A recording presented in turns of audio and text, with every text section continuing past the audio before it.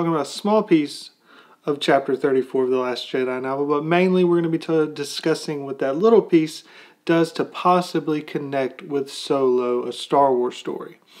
Now, there was a kind of theory put out by Screen Rant, and I will post the link to that down below, where they discussed that they think, and this may be spoilers if you don't want to know anything. I know a lot of people don't really have that much expectations going into Han Solo, and this isn't some script leak or anything like that. I don't do that on this channel.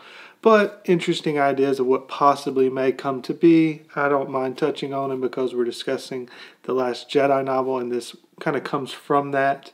Then I'm going to discuss that. But if you don't want to know anything, then don't watch it. But going from that point, in the Last Jedi novel, R2-D2 in chapter 34 is trying to figure out where to go to be able to find the rest of the Resistance to save them. This is on the Millennium Falcon, and Rey asks R2 to talk to the Millennium Falcon to get it to kind of search out for, if they can read, the vital signs or the heat coming off of any humans, to be able to figure out where they need to go to be able to pick them up.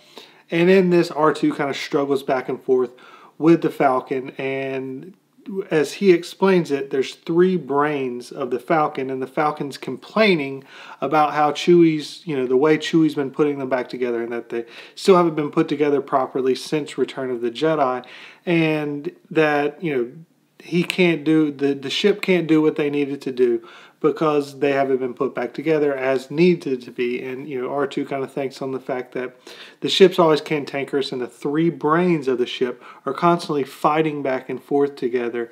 But he says he does ultimately enjoy the ship because the ship doesn't like C-3PO, so R2 enjoys that. And also the ship enjoys romantic gossip as well as dirty jokes. And so that's kind of what we get from this. Now, Screen Rant put together that understanding this, and then also understanding in the absolutely everything you need to know about Star Wars book, that it explains that it's made up of 3 brains, where it is an astromech droid, a transport droid, and a slicer droid. Now, what we know of LEET, or L337, from the Solo, a Star Wars story, it is kind of a self-built droid that's supposed to have this different kind of personality that we haven't experienced before. And it's supposed to be somewhat of a mutt, that by putting itself together, that it's put itself together with the use of a lot of different types of droid materials. And it's supposed to be very, very high IQ, obviously. And it's supposed to have a very strong personality. Now, these could all meet the, kind of what would be required for what is running the Falcon. Now, it goes back to Empire, where Empire, it has that C-3PO, when the hyperdrive's down, Han tells him to go talk to the ship, and he comes back and he talks about how it's got a very peculiar dialect. And so it's kind of built out over time, these little hints of this kind of personality or this brain that is kind of running the Falcon, and also the kind of connection and how odd or peculiar it is compared to others. Now, combining that with what we know of L337, Screen Rant puts together that what about if the possibility comes that that LEET is, and this is where the spoilers of, possibility of spoilers could come, that LEET actually sacrifices herself for the crew to be able to give the Millennium Falcon more computing power to allow them to be able to do something they need to do to be able to survive. That it could use its brains and connect itself with the Falcon to be able to allow them to survive in a time of need, which I find very interesting.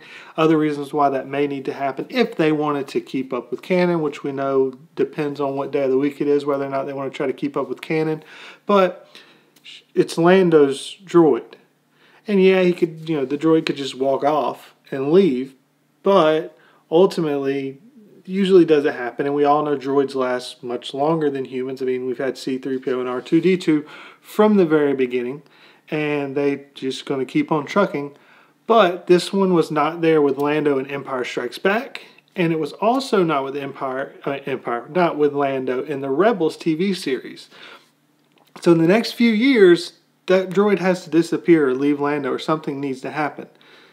So then this would be the explanation of why it would happen, that it would sacrifice itself, and then it would kind of be a little Easter egg for when you're rewatching the original trilogy to know, like, oh, this is the brain that's inside of this Falcon that we've been watching the whole time.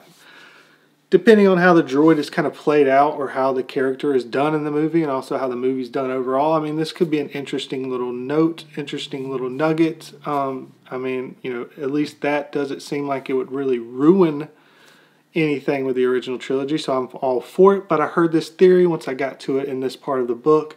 I wanted to discuss it with y'all, see what anyone else thought. Is there something that's missing in their theory? I'm not really seeing anything missing in it.